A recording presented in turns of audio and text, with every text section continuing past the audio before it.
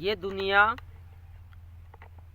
हकीकत क्यों महसूस होती है, रियल क्यों महसूस होती है।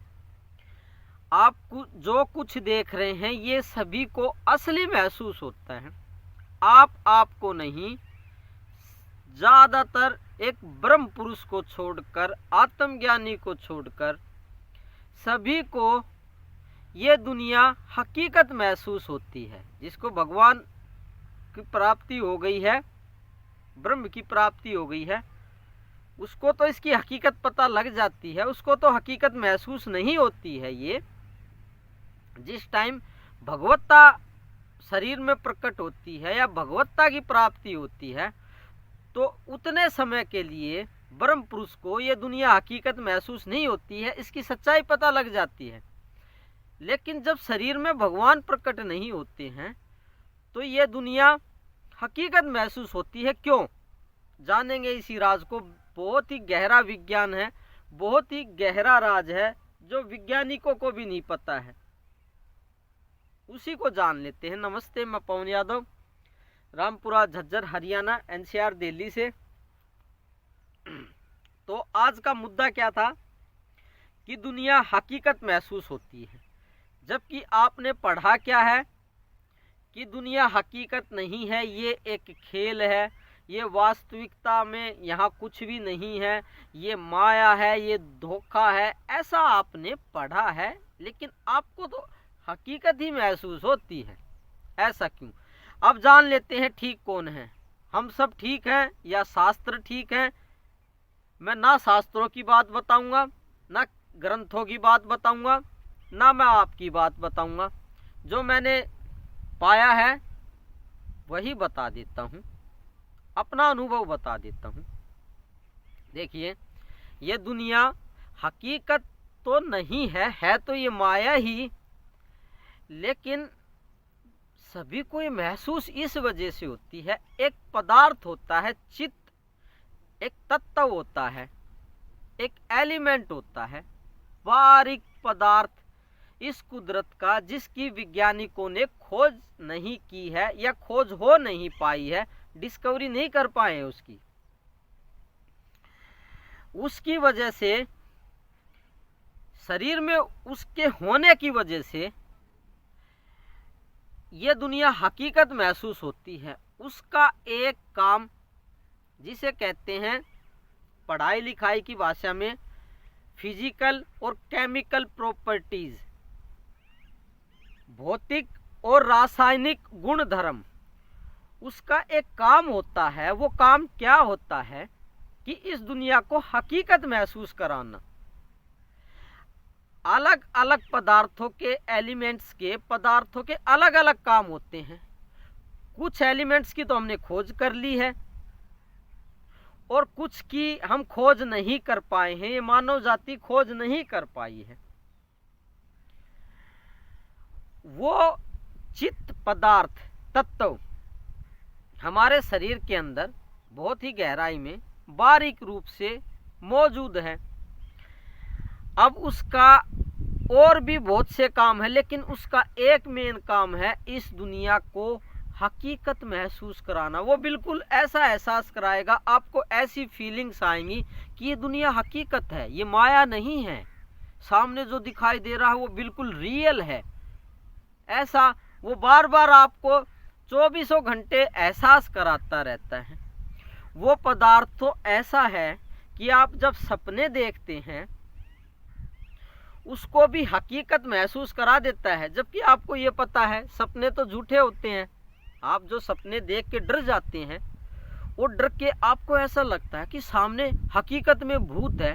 आपको कभी कभी सपनों में भूत दिखाई दे जाता है तो क्या लगता है कि सामने हकीकत में भूत है और आप डर जाते हैं।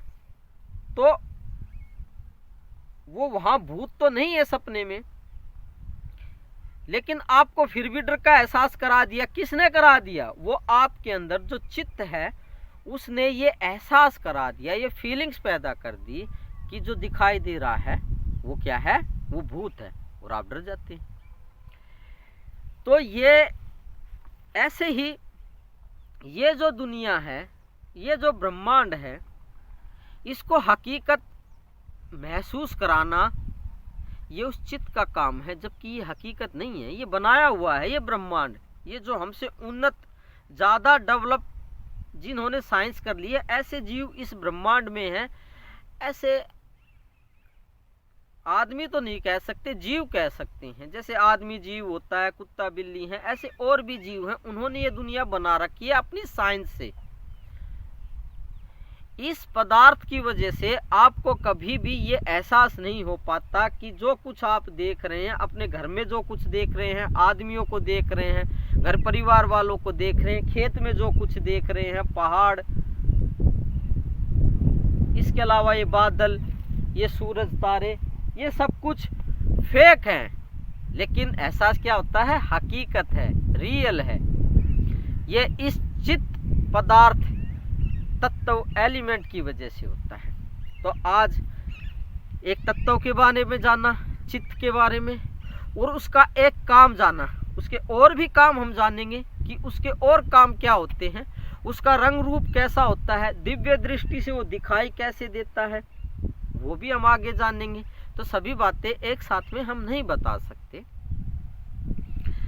मैंने अच्छा बताने की कोशिश की, और ये जो बातें बताई जा रही है ना, कई किताबों से पढ़ के नहीं बताई जा रही हैं। उनके कामों को जो ब्रह्म ज्ञानी होते हैं, जिसको भगवत्ता की प्राप्ति है, दिव्य दृष्टि खुल गई है, जिसकी समझ पूरी विकसित हो चुकी है, वो ऐसा देखता रहता है कि हम शरीर के अंदर कौन सी ऐसी चीज़ काम कर रही है। वो देख लेता है उसको काम करते हुए, उसके रंग रूप को देख लेता है, उसकी क्रियाकलाप फंक्शनिंग को देख लेता है, उसमें कौन कौन से फीलिंग्स पैदा हो रही हैं, कौन कौन से उसमें गुण है, वो देख लेता है, एहसास कर लेता है, वो तभी बताते हैं। ऐसे नहीं है कि कोई भी दिमाग में बात आ गई वो बता दी उठा के, ऐसे नहीं होता कि कुछ भी बता देते हैं। ब्रह्म पुरुष कभी भी ग्रंथों की बात नहीं बताता है। वो जो स्वयं ही देखता रहता है, स्वयं जो अनुभव करता रहता है, जैसे उसको परमात्मा की प्राप्ति हुई, जैसे वो दर्शन करता है, जैसे इस ब्रह्मांड को काम करते हुए देखता है, बारीक बारीक पदार्थों को, कैसे ये देवता बने, कैसे आदमी को फीलिंग्स आती है, सभी जो देखता रहता है वही बातें बताई जाती हैं। जो अनुभव करता रहता है, कई कई सालों तक का जो अनुभव होता है, तो अनुभव तो ठीक ही होता है। तो ये सभी चीज़ें दिव्य दृष्टि से देखी गई हैं और अनुभव की गई हैं।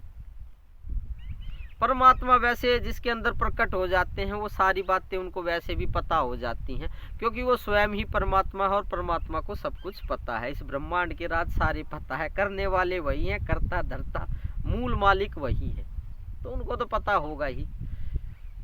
तो इसलिए ब्रह्म पुरुष भी इन बातों को जान लेते हैं, वो मालिक ही हो जाते हैं। जानना क्या है इसमें, परमात्मा है वो। तो मैं आपको प्रणाम करता हूँ, आप पूर्ण ब्रह्म परमात्मा हैं, नमन स्वीकार करेंगे मेरा। और दूसरी बात ये, गुरु को दंडवत प्रणाम करेंगे। बार बार कहता हूँ, पाप क्षीण होते हैं, बुरे जन्म कटते हैं, बीमारियाँ कम बनती हैं और परम गति की प्राप्ति होती है आखिरी में। तो गुरु को दंडवत प्रणाम करना चाहिए। उनसे बड़ा शुभ चिंतक कोई नहीं होता। शुभ चिंतक तो और भी हो सकते हैं, लेकिन उनसे बड़ा नहीं है कोई भी, अगर गुरु पूर्ण है। ऐसे नहीं ये साधु जो टीवी पे प्रवचन देते रहते हैं, ऐसे प्रवचन ही उपदेश देते रहते हैं, जो आपको भी इन बातों के दर्शन करा दे जो बताई जा रही हैं, जो किताबी ज्ञान ना दे, जो ग्रंथों के ज्ञान ना दे, हकीकत का ज्ञान दे। ऐसे गुरु को प्रणाम करो जिसके अंदर भगवान प्रकट है। तो काफ़ी हो गया आज। तो आज बता दिया कि ये दुनिया हकीकत महसूस क्यों होती है। तो कल फिर जानेंगे इस ब्रह्मांड के विज्ञान को, परमात्मा को, उसी के बारे में। कुदरत की गहरी बहुत सी साइंस है जिसको आम पब्लिक नहीं जानती है। तो विराम लेंगे, कल तक के लिए रेस्ट लेते हैं।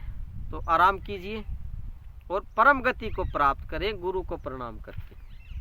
Thank you very much. काफ़ी हो गया।